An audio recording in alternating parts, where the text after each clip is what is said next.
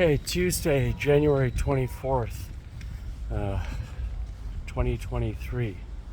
Lviv, Ukraine, just getting back from the gym. This is my video time. So, I think the main topic, I was talking about Switzerland, but also the main problem now is Germany and these Leopard tanks. And I agree actually with the Americans, the M1 is not appropriate for this battlefield. We need something more lighter, something more faster, but perhaps the US could give a squadron or an element, I think 14 tanks. I'm not sure the terminology they use, like tank platoon or a tank squadron, I'm not sure. But I think that it's 14 tanks, and I suppose those could be used to guard the back door around Transnistria. That might be a good place. They could be resupplied from Odessa, and it's a big city, a lot of parts. Those things run truck engines. They're gigantic, but they're incredibly fast. And going at 45 or 60 miles an hour, I can't remember the exact specs. They can shoot while moving at very high speed, so it makes them very hard to hit and very lethal across the battlefield. But they are kind of beasts, and they need a lot of maintenance. But they are kind of like they're like a giant sports car in a way. But these Leopard tanks that the Germans have, I think all the European allies, I know Norway has them too, should just be dumping them in Ukraine. And if the Germans, are not willing to resupply these tanks, then they can probably go, or resupply these tanks to the allies. The Americans or, NATO or, one of the European countries, like Norway or something, and go to Toyota or go to Hyundai in Korea and ask them to build this. It wouldn't take too much to reverse engineer, what they have, the metallurgy or, the engineering. It'd probably even be better, it would be like just a giant Toyota Land Cruiser. Already the best four-wheel drive in the world is a Toyota Land Cruiser. And why is that? Why do I think that? Because Bin Laden, Pablo Escobar, and Saddam Hussein all had one. So when you're the most wanted person in the world and you are not able to visit your Toyota dealer and you need reliable transportation, they always get Toyota Land Cruisers. So that would be my view, is that work with the Japanese, and the Koreans, and especially I think the Koreans and the Japanese, they understand the dangers of Russia and North Korea. A lot of Japanese were kidnapped by North Koreans, and already Japan lost some islands to Russia, and I think they could even build the factory in the US. Heck, half of these Japanese cars now are built in Tennessee or in the American South. I believe Tennessee is like a big car manufacturing hub for Honda and Toyota, as far as I understand. So they have to look for workarounds on the politics. And I asked in a Facebook group, why is Germany doing this? It's because they're too intertangled with Russia on the energy supplies, and the Russians could just tank the German economy at will. And so that is something to consider. So maybe the Germans can smuggle out these tanks by parts, and they can be built by a Japanese company until they can get their own production going. I'm pretty sure the people I know in Germany are all with Ukraine, and they get this, but I think this Mr. Schultz is really in a bad spot, and the Germans put themselves there. Their idea of having the whole economy powered by windmills and Norwegian hydroelectric power, it's just failing. And as Bill Gates said, nuclear power can be made super safe. But this is going to take a long time.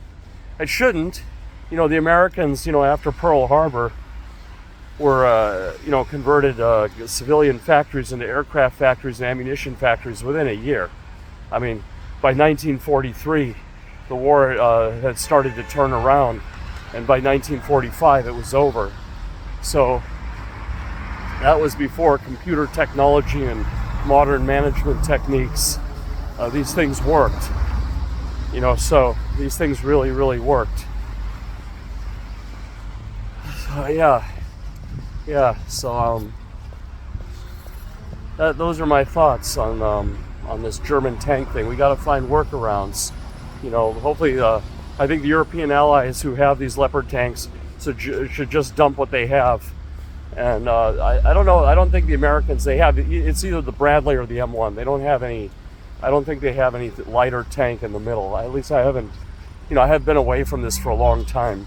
I used to have all the U.S. military equipment memorized when I was in the U.S. Navy. I mean, I was working with Air Intel, but I also took a lot of interest in all this other, equipment. But a lot of things have changed. So I don't know if there's. I think they use these MRAPs. They have like some, armored personnel carriers and all-purpose vehicles, and then they got this M1. So I think there's a gap, which was filled by the Allies, to work more. And that is the problem. This Leopard tank is what's needed here. It's easy to maintain. It has a long range. It's fast. It has very good electronics. But we should be really looking to Japan, and looking to Korea, for the engineering, and then have the fabrication done in America or Europe. Just like there's Toyota factories all over the world, and they're built to quality.